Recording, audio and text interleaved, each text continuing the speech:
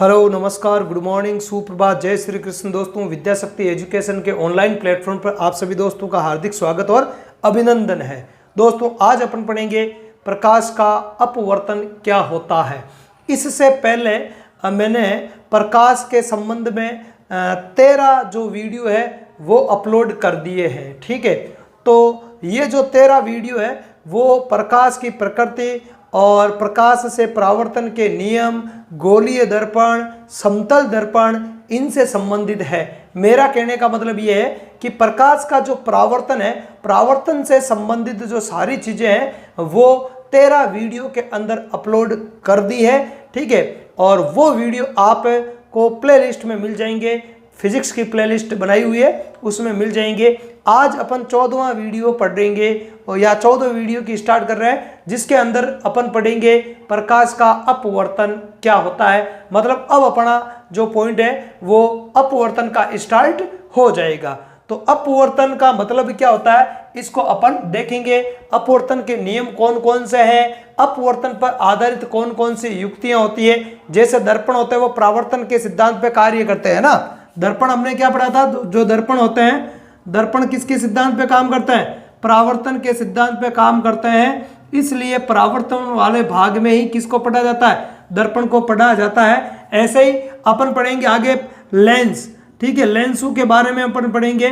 तो लेंस किसके सिद्धांत पे आधारित होते हैं, अपवर्तन के सिद्धांत पर आधारित होते हैं। तो लेंस है, अपवर्तन के नियम है, अपवर्तन क्या है, इसके बारे में अपन डिटेल से पढ़ेंगे आगे के वीडियोस में। ठीक है, तो आज अपन स्टार्ट करते हैं प्रकाश का अपवर्तन क्या होता है। तो देखो, पहले तो इस वर्ड का अर्थ समझते हैं, अपवर्तन।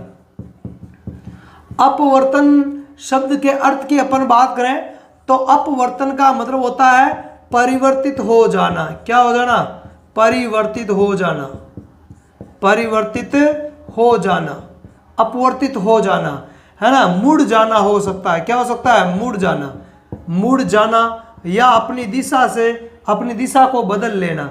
आगे बात सुन, तो ये कुछ शाब्दिक अर्थ है वो अपवर्तन के हो सकते हैं। तो यहाँ अपवर्तन का मतलब क्या हुआ, अपवर्तन किसको कहेंगे, यहाँ प्रकाश का अपवर्तन अपन पढ़ेंगे। तो प्रकाश का अपवर्तन किसको कहते हैं कि जब प्रकाश की किरण एक माध्यम से, है ना, किसी एक माध्यम से दूसरे माध्यम में प्रवेश कर रही है, एक माध्यम से दूसरे माध्यम में प्रकाश की किरण प्रवेश कर रही है, तो वो क्या होती है कि अपनी दिशा चेंज कर लेती है। दूसरे माध्यम में प्रवेश करेगी तो वो अपनी जो दिशा है वो चेंज कर लेती है। जैसे मैं एक नॉर्मल उदाहरण की बात करूं, मान लिया कि एक तल है, इस तल के ऊपर जो है माध्यम अलग है, जैसे मान लिया कि वायु माध्यम है। ठीक है, और इस तल के नीचे जैसे मान लिया कि जल माध्यम है। कैसा माध्यम है, जल माध्यम है। ठीक है, तो ये दो माध्यम हो गए। ठीक है, यहां तक तो जल भरा हुआ है इसके अंदर और ऊपर का वायु। तो कोई प्रकाश की किरण है वो यदि एक माध्यम, जैसे मान लिया वायु माध्यम से इस जल माध्यम में प्रवेश करेगी, ठीक है, तो ये अपनी मूल दिशा से थोड़ी सी भटक जाती है, अपनी दिशा परिवर्तित कर लेती। मूल दिशा इसकी क्या होनी चाहिए थी, मूल दिशा इसकी ये होनी चाहिए थी, लेकिन ये दिशा से क्या हो गई, भटक गई है या दिशा को चेंज कर लिया है। तो इस जो घटना है इसी को अपन बोलते हैं प्रकाश का अपवर्तन। क्या बोलते हैं, प्रकाश का अपवर्तन कहते हैं। प्रकाश का अपवर्तन क्यों होता है क्यों है ना।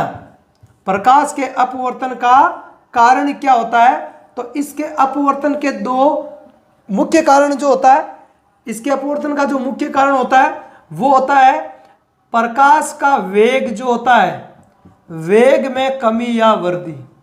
प्रकाश के वेग में कमी या वृद्धि होना। जब प्रकाश की किरण एक माध्यम से दूसरे माध्यम में जाएगी तो उसका वेग कम या ज्यादा हो जाता है, उसका वेग है वो कम या ज्यादा हो जाता है। कब कम होगा और कब बढ़ेगा इसको भी अपन डिटेल से देखेंगे। अभी मैं संक्षिप्त में समझा रहा हूं आपको कि जैसे मान लिया कि प्रकाश की किरण है एक विरल माध्यम से सघन माध्यम में जाती है। कौन से माध्यम से, विरल माध्यम से सघन माध्यम में जाती है। विरल माध्यम का मतलब है जहां पदार्थ का जो घनत्व है, प्रकाशिक दृष्टिकोण से देखें तो जिस पदार्थ का प्रकाशिक घनत्व कम होता है वो हो जाएगा प्रकाश के दृष्टिकोण से विरल माध्यम। और दूसरा जिसका जो सघन होता है, अरे सघन और विरल का मतलब होता है कि जैसे कणों का पास पास होना है, माध्यम के कण ज़्यादा पास पास में होता है तो वो सघन होता है, और माध्यम के कण दूर दूर होता है तो उसको बोलते हैं विरल माध्यम, है ना, वही बात है। ठीक है, इसी प्रकार सघन माध्यम से विरल माध्यम में जाती है। ठीक है, तो उसका वेग है वो बढ़ जाएगा। तो यहाँ इस कंडीशन में वेग में क्या हो जाएगी, उसके वृद्धि हो जाएगी, और यहाँ पे वेग में क्या हो जाएगी, कमी हो जाएगी। आगे बात सुन, इसकी वजह से वो टर्न ले लेती है। आगे अपन चित्रों के माध्यम से अपन समझेंगे कि ये कैसे कमी और वृद्धि होती है। तो जब प्रकाश की किरण सघन माध्यम से विरल माध्यम में प्रवेश करती है तो उसका वेग बढ़ जाता है, और विरल माध्यम से सघन माध्यम में प्रवेश करेगी तो उसके वेग में क्या हो जाती है, कमी हो जाती है। अरे ये वही बात है, जैसे मान लिया कि अपन कोई व्हीकल लेकर जा रहे हैं, ठीक है, और सामने ट्रैफिक वाला एरिया आ गया, तो ट्रैफिक के अंदर क्या होता है, साधन जो होता है वो ज़्यादा होता है तो अपने को अपनी जो व्हीकल होती है उसकी स्पीड को कम करना पड़ता है। ठीक है, और जैसे ही अपन उस ट्रैफिक को पार करेंगे, ठीक है, तो अपन स्पीड पकड़ लेते हैं। तो ट्रैफिक का मतलब है कि पास पास में होना, है ना, ज़्यादा साधन है वो पास पास में होता है। ऐसे सघन का मतलब होता है जब माध्यम के कण ज़्यादा पास पास में होता है तो वो ज़्यादा सघन होता है ना। जैसे ठोस पदार्थ ज़्यादा सघन होता है, द्रव्य पदार्थ उससे कम सघन होंगे, है ना। घनत्व की बात करें, घनत्व पर आधारित है ये। ठीक है, प्रकाशिक घनत्व, जिसका प्रकाशिक घनत्व ज़्यादा होता है वो सघन होगा, जिसका प्रकाशिक घनत्व कम होगा वो विरल होगा। तो ये है मेन जो प्रकाश के अपवर्तन का कारण है कि उसके वेग में कमी या वृद्धि। दैनिक जीवन की बहुत सारी जो घटनाएं हैं वो प्रकाश के अपवर्तन पर आधारित है। जैसे अपन बात करें कुछ घटनाओं को, तो जैसे आपके प्रकाश के अपवर्तन पर आधारित में तारों का टिमटिमाना होता है। ठीक है, तारों का टिमटिमाना, तारे जो रात में टिमटिमाते हैं, ठीक है, तो वो इस अपवर्तन के कारण ही टिमटिमाते हुए हमें प्रतीत होता है। वायुमंडलीय अपवर्तन कहते हैं उसको, क्या कहेंगे, वायुमंडलीय अपवर्तन के कारण, है तो अपवर्तन, तो अपवर्तन के कारण ही तारे हैं वो टिमटिमाते हुए दिखाई देते हैं। इसके अलावा आपने और भी उदाहरण देखे होंगे, जैसे पानी से भरे तल का ऊपर उठा दिखाई देना, पानी से भरे बर्तन के तल का ऊपर उठा हुआ दिखाई देना, ऊपर उठा हुआ दिखाई देना। ठीक है, जैसे मान लिया कि कोई बाल्टी मान लो आप, और किसी बाल्टी में या किसी भी पात्र में आप पानी भर दो। ठीक है, ये अवलोकन करने वाली चीजें हैं। ठीक है, ऐसा नहीं नाप सकते हैं कि वे पहले नापेंगे स्केल डाल के तो पहले 5 सेंटीमीटर ही गहराई है, और पानी डालने के बाद में नापा तो सर 5 सेंटीमीटर ही गहराई है उसकी, तो गहराई में तो कमी या ज़्यादा वृद्धि नहीं हुई। नहीं, ये आभास होती है चीज़ें, ये है वो चीज़ें आभास होती है, अपन इसको नाप नहीं सकते। नापने पर तो वो का वही मान रहेगा।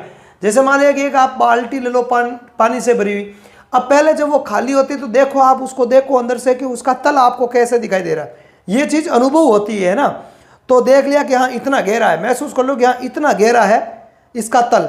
अब उसमें पानी डालो, पानी को शांत होने दो, और फिर उसके तल को देखो, तो आपको लगेगा कि जो बाल्टी का जो तल या जो पेंदा होता है वो आपको ऊपर उठा हुआ दिखाई देगा। मतलब आपको बाल्टी अंदर से छोटी लगेगी, बाहर से देखोगे तो बाल्टी उतनी की उतनी, लेकिन अंदर से ऐसा महसूस होगा कि जैसे बाल्टी छोटी है ना, उसका जो तल है वो ऊपर उठा हुआ दिखाई देता है। तो ये अपवर्तन के कारण होता है, क्योंकि जब प्रकाश की किरण उस तल से, उस पानी के तल से या बाल्टी के तल से जब पानी से निकलकर बाहर आती है, तो अंदर है पानी और बाहर है वायु, हमारी आंखों तक पहुंचेगी। तो बाल्टी और हमारी आंखों के बीच में क्या है, वायु, और बाल्टी के अंदर क्या है, पानी है। ठीक है, तो पानी एक सघन माध्यम होता है। पानी एक क्या होता है, पानी वायु की तुलना में क्या रहेगा, सघन माध्यम रहेगा। ठीक है, और वायु क्या रह जाएगी, विरल माध्यम रहेगी। तो उसके वेग में वृद्धि होती है। ठीक है, जिसके कारण प्रकाश की किरण दिशा चेंज कर अपवर्तित हो जाती है, तो जो तल है वो ऊपर उठा हुआ दिखाई देता है। ठीक है, इसी प्रकार अपन बात करें, जैसे पेंसिल का मुड़ा हुआ दिखाई देना, पानी से भरे बर्तन में किसी पेंसिल की नोक का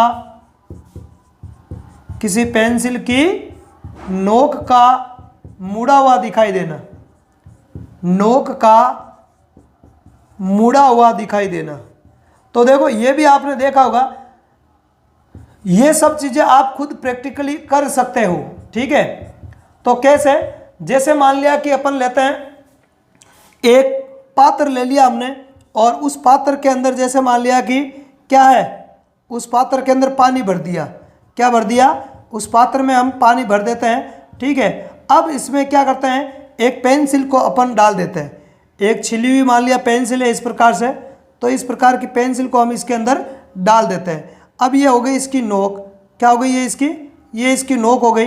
तो यहाँ से प्रकाश की किरणें जब आएगी तो ये प्रकाश की किरणें हैं वो जैसे यहाँ से निकलेगी तो ये हल्की सी क्या हो जाएगी, मुड़ जाएगी, क्या हो जाएगी, मुड़ जाएगी, ये इस प्रकार से मुड़ी हुई होगी। हम जब सॉरी थोड़ा इधर देखो इसको, ये हल्की सी क्या होगी, अपने को मुड़ी हुई दिखाई, तो अपन को ये प्रकाश की किरण यहाँ से अपन देखेंगे, इसको इस प्रकाश की किरण को अपन यहाँ से देखेंगे तो ये प्रकाश की किरण अपने को यहाँ से आती हुई प्रतीत होगी। तो एक्चुअल के अंदर पेंसिल की नोब कहाँ पर है, यहाँ पर है, लेकिन ये प्रकाश की किरण, क्योंकि ये प्रकाश की किरण जो इससे निकली है वो इस प्रकार से मुड़ गई अपवर्तन के कारण, क्योंकि यहाँ पे जो माध्यम है वो माध्यम है आपके सघन माध्यम है और ये वायु माध्यम आ गया ऊपर, तो ये विरल माध्यम है तो उसका वेग बढ़ जाएगा, तो ये मुड़ जाती है ना। इसके नियम है, अभी अपन आगे देखेंगे, ठीक है। तो ये आपको प्रकाश की किरण, इस प्रकाश की किरण को आप यहाँ से देखोगे तो ये यहाँ से आती हुई प्रतीत, तो ये नोब यहाँ से दिखाई नहीं देगा, यहाँ दिखाई देगी। अब इस नोब को आप अंगुली डाल के टच करो तो आप कहाँ टच करोगे, पानी डालोगे इसके अंदर तो आप अंगुली डालोगे तो आप सोचोगे कि नोब यहाँ है तो आप यहाँ इसको टच करोगे, जबकि एक्चुअल में ये नोब, इस नोब के आपकी अंगुली लगती ही नहीं है, क्योंकि एक्चुअल में नोब यहाँ नीचे रह गई है ना, जबकि आपको यहाँ से दिखने में ये नोब यहाँ ऊपर उठी हुई दिखाई दी है ना, आभासी है ना। यहाँ से इस प्रकार से ये मुड़ी हुई यहाँ इस प्रकार दिखाई देगी, ठीक है। तो यहाँ पे होगी, तो कहने का मतलब ये है कि इस प्रकार से बहुत सारी दैनिक जीवन की घटनाएं जो प्रकाश के अपवर्तन पर आधारित है, या यूं पानी से भरे बर्तन के अंदर कोई सिक्का रखते हैं तो वो भी आपको ऊपर उठा हुआ दिखाई देता है। या आपने देखा होगा कि जो अपने जो ऑफिस के अंदर जो बेंच होती है, टेबल होती है, टेबल के ऊपर एक बड़ा सा कांच रखा होता है, आयताकार कांच की सिल्ली बोलते हैं इसको, तो वो जो कांच की सिल्ली उसके साइड से कभी देखने का प्रयास करना, जो अक्सर होता है वो ऊपर उठे हुए या अलग प्रकार के दिखाई देते हैं। तो कांच की सिल्ली से अक्षरों का ऊपर उठा हुआ दिखाई देना वगैरह, ये ऐसे कुछ कारण हैं जो प्रकाश के अपवर्तन पर ही आधारित होते हैं। आगे बात समझ में। अब जो प्रकाश का अपवर्तन होता है इसको अपन एक उदाहरण की सहायता से समझते हैं। कांच के आयताकार स्लैब के द्वारा प्रकाश का अपवर्तन कैसे होता है इसको अपन समझते हैं। उसके अंदर आपको कैसे प्रकाश की किरण विरल माध्यम से सघन माध्यम में प्रवेश करती है या सघन माध्यम से विरल माध्यम में प्रवेश करती है, तो कैसे उसका वेग कम होता है, कैसे उसका वेग बढ़ता है, ठीक है। और अपवर्तन के नियम कौन कौन से हैं वो सारी चीजें उस आपके डायग्राम में क्लियर हो जाएगी। तो देखते हैं अपन आयताकार कांच के स्लैब द्वारा प्रकाश का अपवर्तन है वो कैसे होता है। तो यहां मैं एक आयताकार कांच का स्लैब बना देता हूं, ठीक है, सिल्ली है ना। तो ये मान लिया कि एक ABCD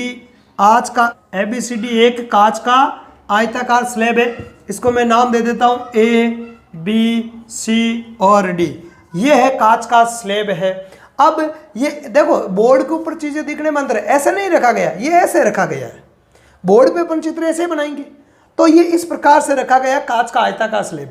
अब ऊपर भी वायु है और नीचे भी क्या है, वायु है। आगे बात सुन, या इधर भी वायु है साइड में और इधर भी क्या है साइड में वायु, मतलब इसके चारों ओर क्या है, वायु है।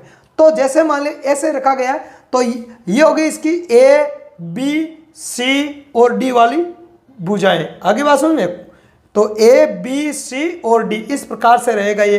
अब मान लिया कि प्रकाश की किरण है, कोई अपन प्रकाश की किरण की बात करते हैं। मान लिया ये एक प्रकाश की किरण है जिसका नाम है PQ, या यूं मान लो कि यहाँ पे P स्थान पे कोई वस्तु रखी गई, ठीक है। P क्या है, P कोई वस्तु है, तो इस P से क्या निकलेगी, प्रकाश की किरण निकलेगी। क्या निकलेगी, कोई प्रकाश की किरण निकलेगी। तो वो डालना अपवर्तन के अंदर एक जना प्रकाश की किरण का तिरछा आना जरूरी है। यदि 90 डिग्री पे आती है तो फिर उसका कारण अलग हो जाएगा, है ना, वो अपन आगे देखेंगे। प्रकाश की किरण का तिरछा आपतित होना जरूरी होता है। ऐसा नहीं कि सर आप तिरछा क्यों करवा रहे हो, आप इसको सीधा भी तो आपतित करवा सकते हो ऐसे 90 डिग्री, तो 90 डिग्री का फिर मामला अलग हो जाएगा।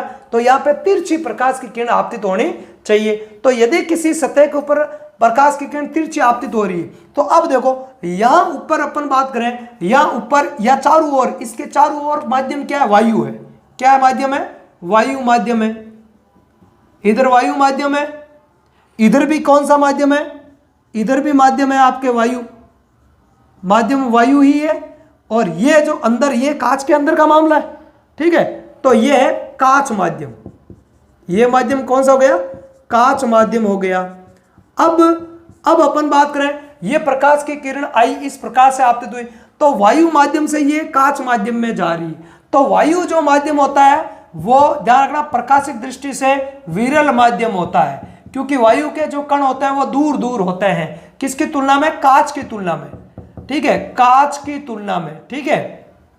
और कांच क्या हो जाएगा, सघन हो जाएगा। कांच कैसा माध्यम हो जाएगा, सघन माध्यम हो जाएगा। यहां ध्यान रखना है कि मैं वायु विरल बोल रहा हूं तो जरूरी नहीं है कि वायु हर बार विरल ही रहेगा।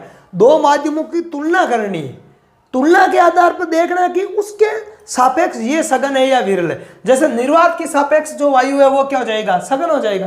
भाई अपन निर्वात की बात करें, किसकी बात करें, अपन निर्वात की बात करें, तो निर्वात और वायु इन दो माध्यमों की तुलना करें तो ये तो रहेगा आपके विरल माध्यम, ये कैसा माध्यम रहेगा, विरल। और ये माध्यम कैसा रहेगा, ये रहेगा अपने सघन माध्यम रहेगा।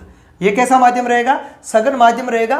तो कहने का मतलब है कि सघन होगा या विरल होगा, ये तुलनात्मक अध्ययन है, यह तुलनात्मक माध्यम के सापेक्ष अपन देखते हैं, ठीक है ना, कि एक के सापेक्ष दूसरा है सघन है या विरल है। आगे बात प्रॉपर ऐसा नहीं कि आप क्वेश्चन याद ही रख लो कि वायु है विरल माध्यम है ना, ये जरूरी नहीं है, या कांच सघन माध्यम है। वायु की तुलना में जल है, वो क्या है, वायु की तुलना में जल कैसा माध्यम है, सघन माध्यम है, क्योंकि वायु की तुलना में जल में जो कण होता है वो पास पास में होता है। अब आप तुलना करो जल की और कांच की तुलना करो, तो जल फिर क्या हो जाएगा, इसकी और इसकी तुलना करोगे तो कांच क्या हो जाएगा, कांच फिर हो जाएगा सघन, और वायु और ये जल क्या हो जाएगा, जल हो जाएगा आपके विरल माध्यम हो जाएगा फिर, क्योंकि जल की तुलना में कांच में कण है वो पास पास में होता है। तो ये तुलनात्मक है, ये फिक्स नहीं है, सघन और विरल कौन सा माध्यम होगा ये फिक्स नहीं है, ये दो माध्यमों की तुलना के आधार पर है, देखा जाता है। तो अब अपन अपने इस पॉइंट को वापस देखते हैं। तो P और Q मान लिया कि एक प्रकाश की किरण है वो इस AB तल के ऊपर आपतित हो रही है, तो यह माध्यम है वायु और यह माध्यम क्या होता है, कांच माध्यम होता है। तो ये जो माध्यम होता है ये होता है अपने विरल माध्यम है। ये कैसा माध्यम है, ये जो माध्यम है वो विरल माध्यम है। कैसा माध्यम है, ये विरल है, और ये कैसा है, सघन माध्यम है। तो कहने का मतलब है प्रकाश की किरण विरल माध्यम से सघन माध्यम में प्रवेश करती है।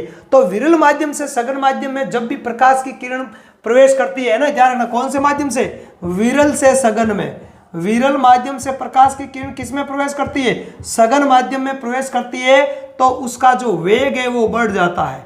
वेग में क्या हो जाती है, वेग में कमी हो जाती है, वेग में क्या हो जाएगी, कमी। अरे वही मामला है, विरल का मतलब क्या हो गया, माध्यम के कण क्या है, दूर दूर, माध्यम के कण क्या है, दूर दूर। सघन का मतलब क्या है, माध्यम के कण है पास पास। तो भाई जब पास पास कण रहेंगे तो प्रकाश की किरण गुजरेगी तो ट्रैफिक ज्यादा होगा उसका।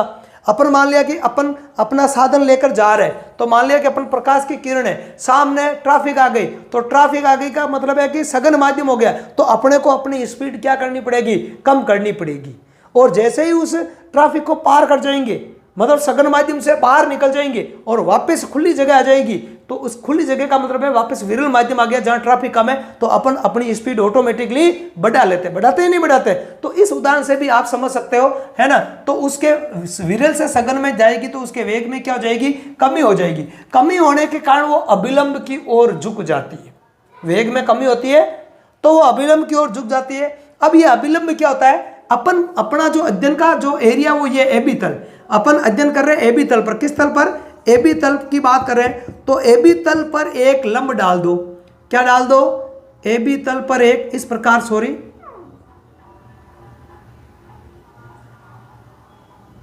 तो AB तल पर क्या एक लंब डाल देते हैं। AB तल पर क्या करते हैं, एक लंब डाल देते हैं। ये मान लिया M और N जो है वो अभिलंब है, इसको अपन क्या कहेंगे, इसको अपन कहेंगे अभिलंब।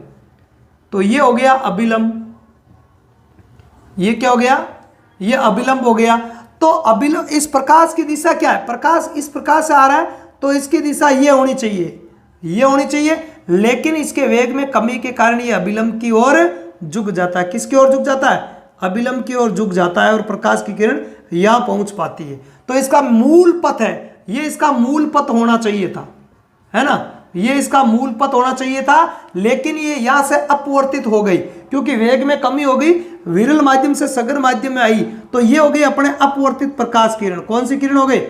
अपवर्तित प्रकाश किरण हो गई ये।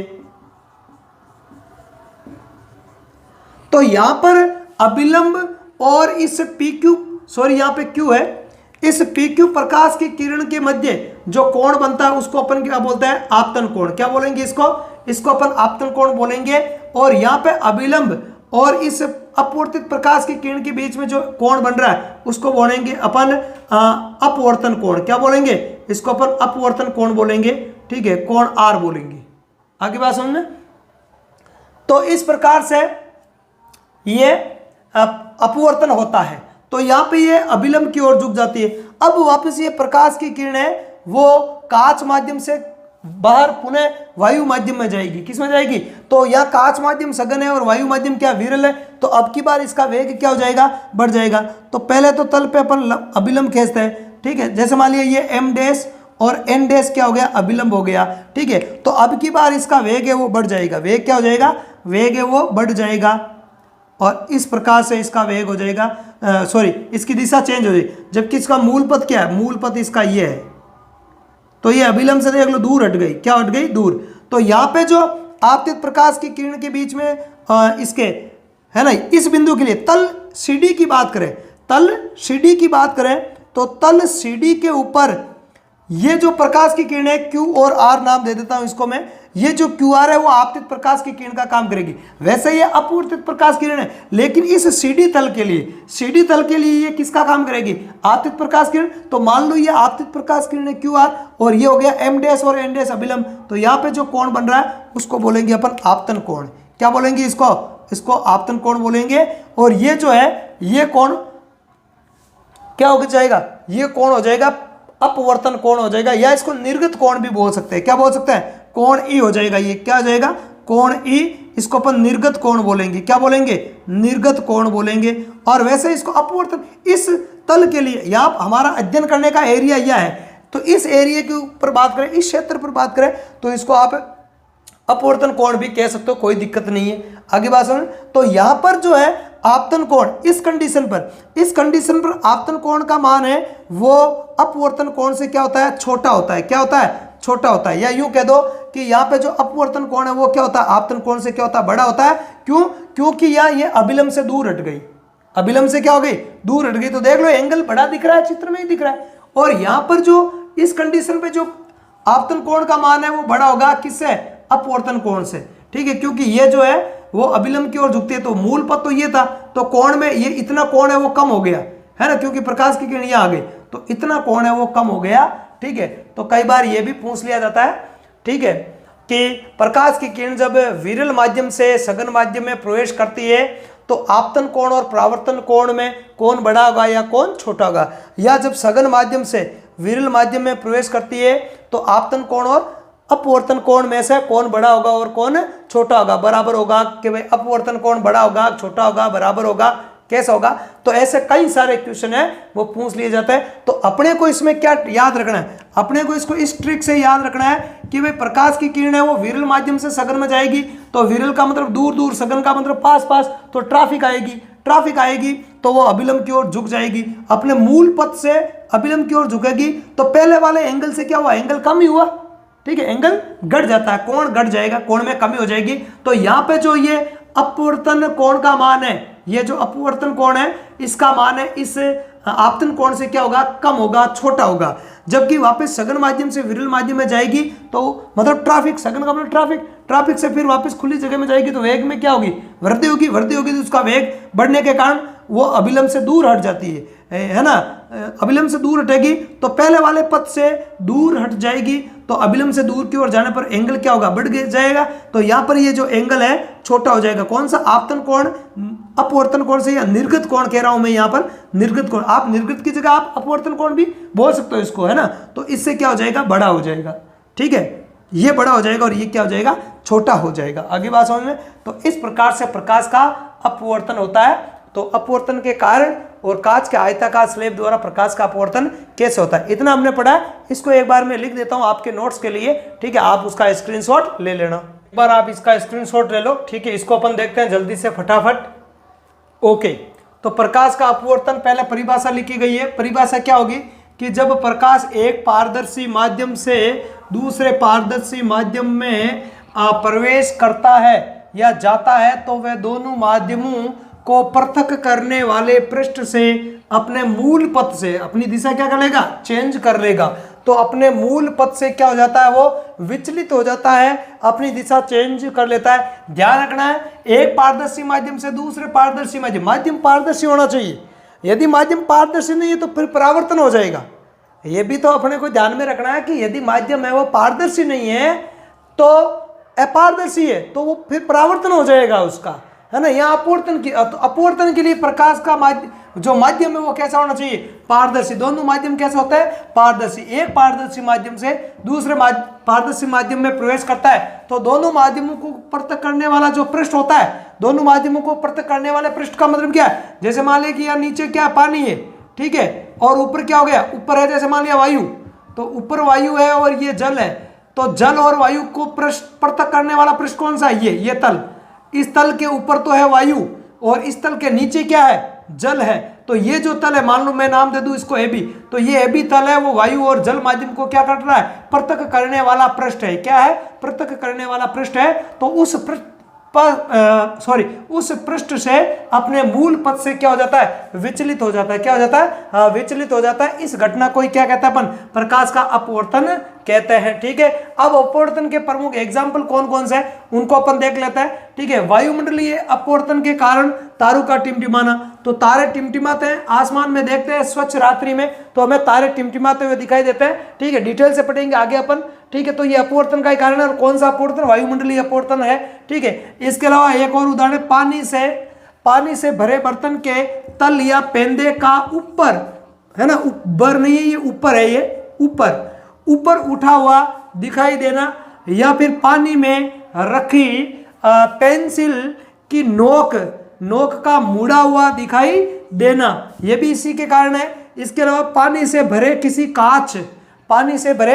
कांच के बर्तन में रखे नींबू, है ना, बर्तन में रखे नींबू पार्श्व या साइड से देखने पर, कांच के साइड से देखने पर अपने वास्तविक साइज से बड़े प्रतीत होते हैं। कैसे बड़े प्रतीत होते हैं, तो ये भी अपवर्तन का ही कारण है। या जब कोई मोटा कांच का स्लेब या सिल्ली किसी मुद्रित सामग्री पर रखा जाता है, मुद्रित सामग्री और छपी हुई सामग्री, कोई लिखी हुई सामग्री, जैसे ऑफिसों के अंदर जो टेबल होती है ना, तो टेबल के नीचे अपन कागज वगैरह, वो कुछ चीजें दिशा निर्देश के लिए बहुत सारी चीजें कागज जो होता है वो टेबल के नीचे, उस कांच के नीचे रख दिया जाता है। तो ऊपर से देखते हैं उसको अपन, है ना, तो कांच के स्लेब के ऊपर से देखने पर अक्सर है वो ऊपर उठे हुए, ना, उठे हुए प्रतीत होते हैं। तो ये कुछ उदाहरण है जो अपवर्तन पर आधारित है। अब अपन देखते हैं, अब आगे देखें अपन अपवर्तन के कारण, है ना, अपवर्तन के कारण क्या होते हैं। ठीक, प्रकाश के अपवर्तन के कारण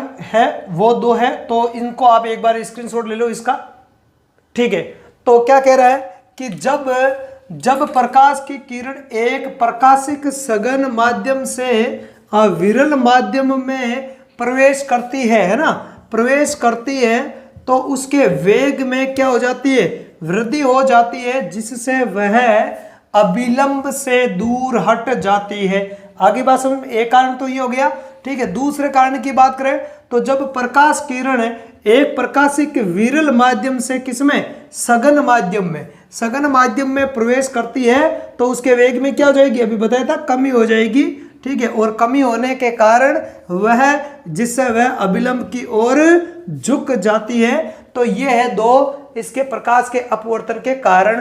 ठीक है, आगे देखो, यहाँ AB तल के ऊपर देख रहे हैं कि यहाँ अपवर्तन कैसे हो रहा है, फिर इस तल के ऊपर देखेंगे कि यहाँ पर अपवर्तन कैसे हो रहा है। तो AB तल की बात करें, देखो इधर ABCD एक आयताकार कांच का स्लेब या सिल्ली है, सिल्ली जानते हैं जो टेबल पर रखी होती है कांच की, है ना, इसकी सतह AB की बात करते हैं। तो AB सतह पर, कौन से AB सतह पर है, PQ आपतित प्रकाश किरण है, ये PQ आपतित प्रकाश किरण है, वैसे समझा दिया पूरा। ये किरण जब वायु माध्यम से, है ना, बाहर, यहाँ बाहर माध्यम वायु है, वायु से कांच माध्यम में जा रही, वायु माध्यम से कांच माध्यम में प्रवेश करती है तो इसका वेग घट जाएगा। इसका वेग क्या हो जाएगा, वेग में कमी हो जाएगी, घट जाता है, और ये अविलंब की ओर झुक जाती है। किसकी ओर झुक जाएगी? अभिलंब की ओर झुक जाती है, ठीक है, क्योंकि इसका क्या हो गया? अपवर्तन। क्योंकि इस माध्यम का घनत्व कम है, इसका घनत्व क्या है? ज्यादा है, तो इसके वेग में कमी हो गई, ये अभिलंब की ओर झुक गई, मतलब अपने मूल पथ। इसका मूल पथ क्या है? इसका मूल पथ ये है, इस मूल पथ से ये विचलित हो गई, ठीक है। तो यहां पर अपन देखते हैं PQ क्या है। यहाँ PQ है आपतित प्रकाश किरण, PQ आपतित प्रकाश किरण, QR अपवर्तित प्रकाश किरण, QR अपवर्तित प्रकाश किरण, ठीक है। MN AB तल पर क्या? अभिलंब। M और N इस AB तल के ऊपर क्या है? अभिलंब। अभिलंब का मतलब 90 डिग्री का कोण है ये, है ना, 90 डिग्री का कोण बना रहा है। कोण I आपतन कोण, यहाँ पे जो कोण बन रहा है ये कोण I है, इसको बोलते हैं आपतन कोण, ठीक है। कोण R परावर्तन कोण, यहाँ पे जो कोण बन रहा है इसको परावर्तन कोण कह रहे हैं, ठीक है। तो यहां पर ध्यान रखना है, यहां पर परावर्तन कोण का मान है वो कम होगा आपतन कोण से, है ना। तो परावर्तन कोण है या आपतन कोण से क्या होगा? बड़ा होगा, ध्यान रखना है। आई बात समझ में? और यहां इसका उल्टा हो जाएगा। AB क्या है? वायु एवं कांच माध्यम को पृथक करने वाला तल है, क्योंकि AB तल के ऊपर तो है वायु और नीचे है कांच, तो दोनों माध्यमों को अलग करने वाला तल है ये, ठीक है। आगे बात समझ में? तो ये है आपके प्रमुख, और RS इसमें निर्गत प्रकाश किरण है, वो जो जिसको अपन आगे देखेंगे। RS है निर्गत प्रकाश किरण, जिसको अपन आगे देखेंगे। आगे देखते हैं, देखो आगे अपन देखते हैं CD तल पर अपवर्तन, ठीक है। QR अपवर्तित प्रकाश किरण स्लेब के CD तल से होते हुए पुनः बाहर, मतलब वायु में निकलती है। ये जो QR जो अपवर्तित प्रकाश किरण है ये कांच से वायु में बाहर निकलेगी CD तल से होते हुए।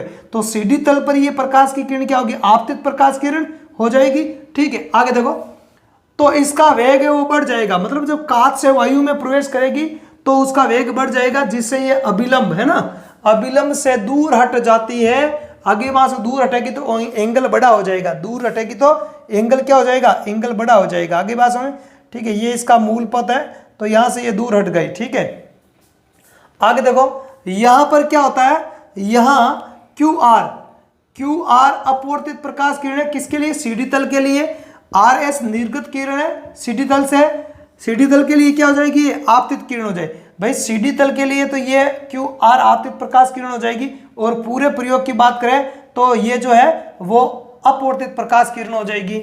कोण E है वो निर्गत कोण होगा, ये कोण जो है वो निर्गत कोण होगा, और ये कोण है वो इस कोण से क्या होगा? बड़ा होगा। यहाँ आपतन कोण क्या हो जाएगा? छोटा हो जाएगा निर्गत कोण से। आगे बात समझ में? इससे छोटा हो जाएगा आपतन कोण। और M' CD तल पर क्या? अभिलंब है, ठीक है। तो अब अपन देखें तो कोई P वस्तु यहाँ रखी गई है, तो एक्चुअल में ये प्रकाश की किरण अपन इसको यहां से देखेंगे तो ये प्रकाश की किरण अपने को यहां से कहां से आती हुई प्रतीत होगी? क्योंकि अपने पास में ये प्रकाश की किरण आ रही, अपने पास में ये प्रकाश की किरण आ रही है, अपन इसको यहां से देखते हैं, तो अपन को ये प्रकाश की किरण है वो यहां से आती हुई प्रतीत होती है। तो ये जो P है वस्तु वो यहां हमें दिखाई देती है P', तो हमें वस्तु का जो प्रतिबिंब है वो यहाँ पे न दिखाई देके यहाँ पे दिखाई देता है। यही घटना कहलाती है प्रकाश का अपवर्तन। इसीलिए पेंसिल का मुड़ा हुआ दिखाई देना, तल का ऊपर उठा हुआ दिखाई देना, अक्षर का अपने मूल स्थान से ऊपर उठा हुआ दिखाई देना वगैरह ऐसा दिखाई देता है। तो यह है अपवर्तन, किसके द्वारा? कांच के आयताकार स्लेब के द्वारा प्रकाश का अपवर्तन। ठीक है, वीडियो यदि आपको अच्छा लगा तो इसको शेयर करना है, और चैनल पर नए हो तो चैनल को सब्सक्राइब करना, लाइक करना है, ठीक है। और हमारे टेलीग्राम ग्रुप को जरूर ज्वाइन करना है, डिस्क्रिप्शन बॉक्स में इसका लिंक दे रखा है, तो वहां जाके टेलीग्राम ग्रुप से जुड़ना है, क्योंकि टेलीग्राम ग्रुप पर आपके क्विज मिलते हैं इन तीनों सब्जेक्ट से संबंधित हर रोज, ठीक है। और इसके साथ ही साथ अन्य जो महत्वपूर्ण जानकारियां हैं एग्जाम संबंधी है वो भी आपको वहां टेलीग्राम पे अवेलेबल हो जाएगी, ठीक है। तो टेलीग्राम ग्रुप को ज्वाइन करना ना भूलें। धन्यवाद।